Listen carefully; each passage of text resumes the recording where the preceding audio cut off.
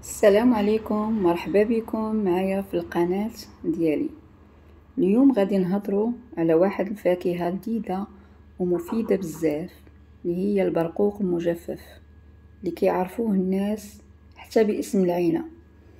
البرقوق المجفف ماشي غير زوين في المذاق، ولكن راه فيه فوائد صحية كثيرة، والناس بزاف كيستعملوه سواء في المطبخ ولا كدواء طبيعي.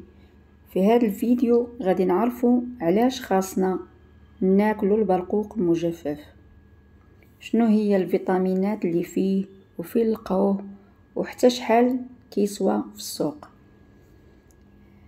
البرقوق المجفف هو ببساطة برقوق طري اللي تتنشف وكيتنشف في الشمس ولا في الفرن بطريقة خاصة، كيبقى محافظ على النكهة ديالو وكيتحول لمادة غنية بزاف بالمعادن والألياف.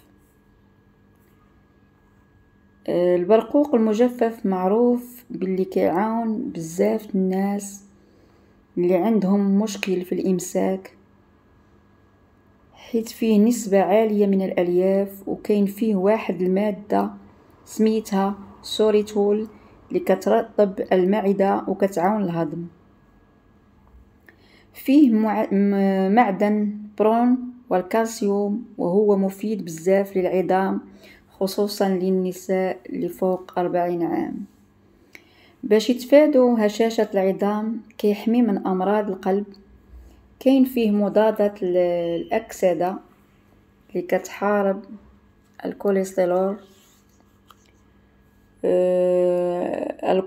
الخايب، وكيعاون باش القلب يبقى خدام مزيان.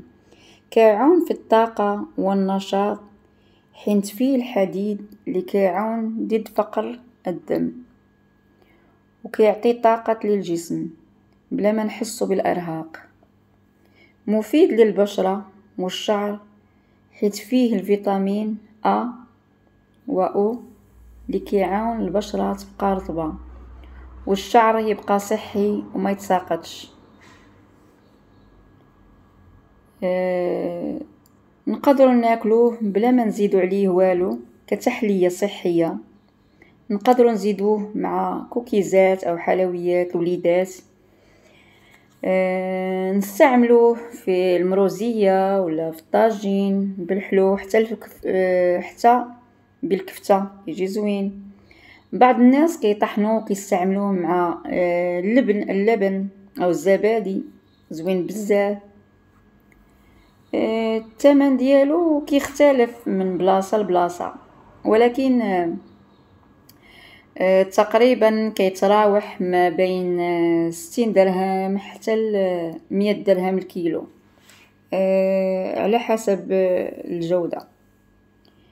كاين اللي كيكون مغربي وكاين المستورد من كاليفورنيا او تركيا، ولكن راه حتى البرقوق ديال بلادنا زوين ومفيد. البرقوق المجفف مفيد، ولكن ما خصناش نكتروا منه حيث فيه سكر طبيعي بزاف. كفايه ناخذ 3 حتى 5 حبات في النهار يكفي. البرقوق المجفف ماشي غير لذيذ، راه كنز صحي في طبيعته، فيه الحديد الالياف مضادة الأكسدة، وكيعاون بزاف في الهضم والعظام والطاقة. حاولي تدخلي نظامك الغذائي وتهناي راسك من بزاف ديال المشاكل الصحية. كاينه واحد المعلومة زوينة بزاف، هي الناس اللي كيعانيوا من التوتر وما كينعسوش مزيان، جربوا تاكلوا 2 حبات ديال البرقوق المجفف قبل ما تنعسوا مع كاس دافي ديال الحليب او الزعتر. راه كيعاون يهدي الاعصاب وكيعاونك تنعسي مرتاحه. وحتى الاطفال اللي كيقراو راه كيعطيهم طاقه ونشاط، وكيعاونهم يركزوا في القرايه ديالهم.